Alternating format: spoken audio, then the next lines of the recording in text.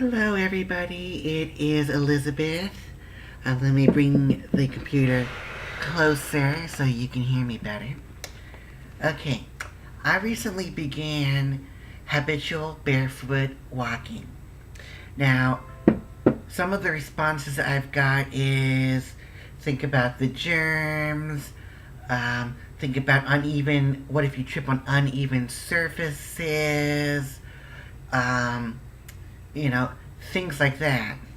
Well, here are some things to think about when it comes to barefoot versus shoes.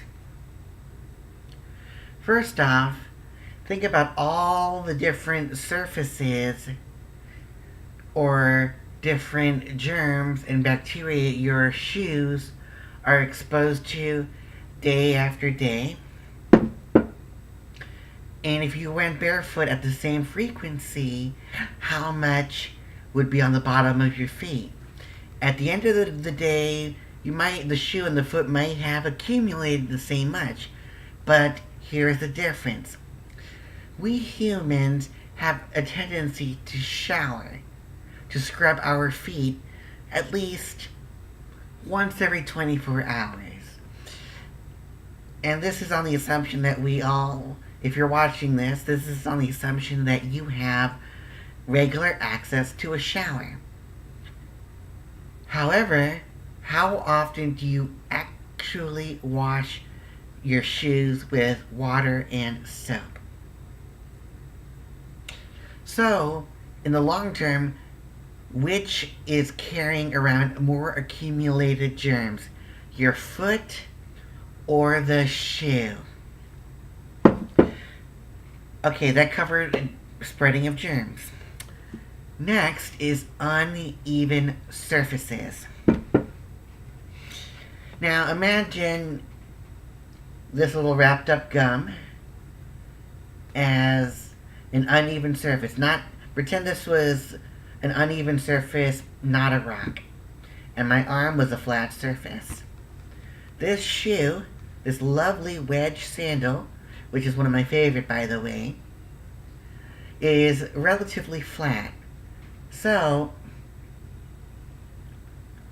also, if this were a rock, flat surface to an uneven surface, walking, rocking. See how it ends? But if, like my hand, has the same flexibility as the foot. So if the foot comes along, it can conform somewhat to the shape. The skin will conform to the shape.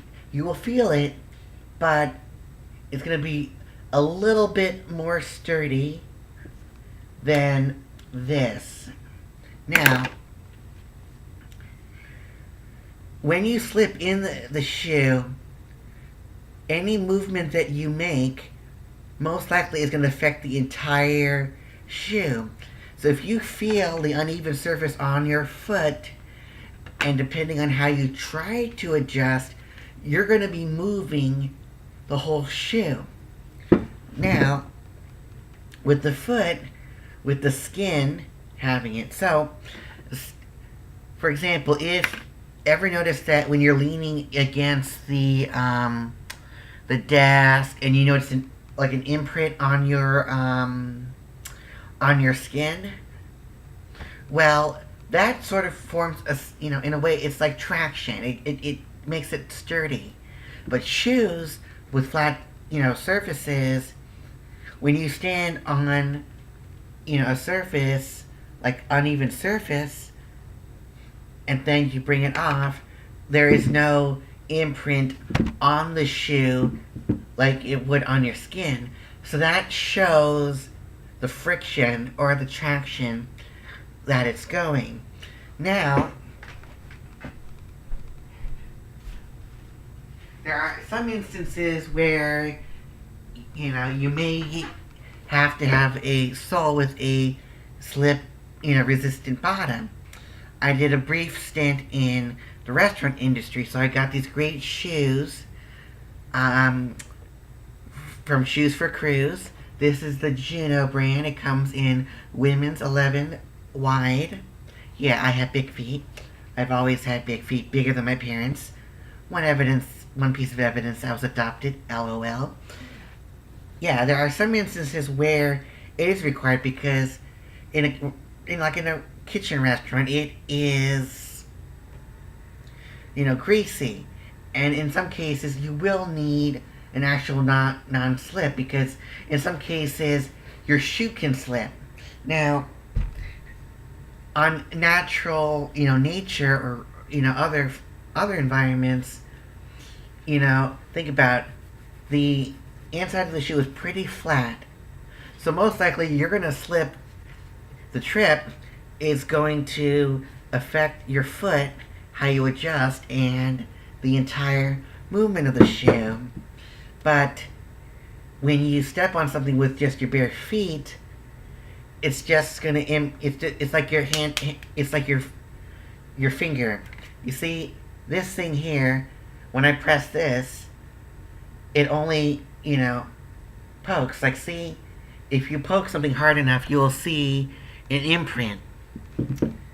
On the shoe, not so much. So see on this, but when the hand comes, or the foot is more flexible. So if you think about it, your feet are more slip resistant than a typical shoe.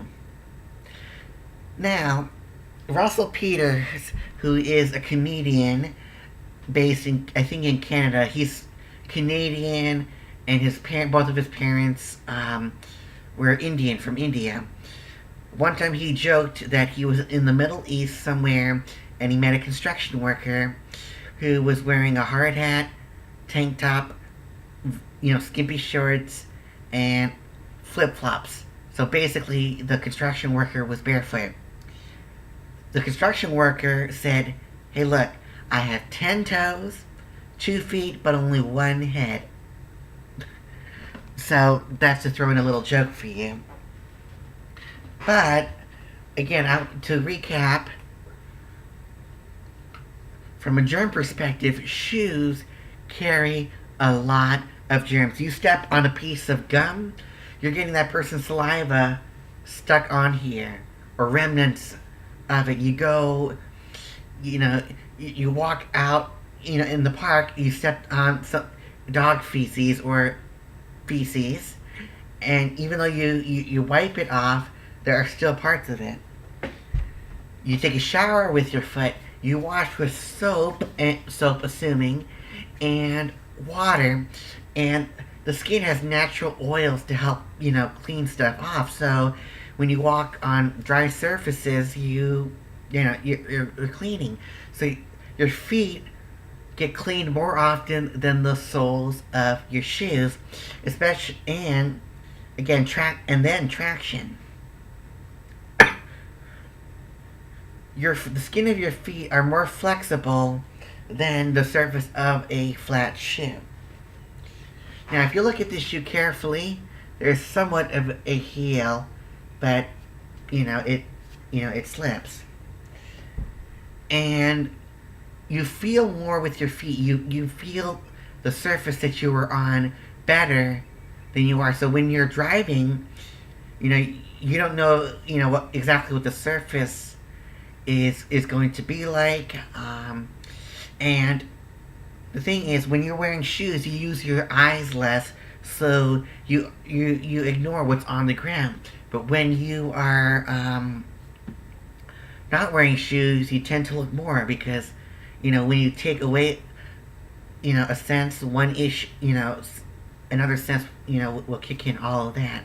So that's one thing I hope you to think about one of the benefits of walking barefoot. Now, of course, there's always going to be exceptions. I have my exceptions, of course. Sometimes at work, there are some certain places at work where we have to wear shoes and things like that. But mostly, if you think about the benefits of going barefoot. Thank you.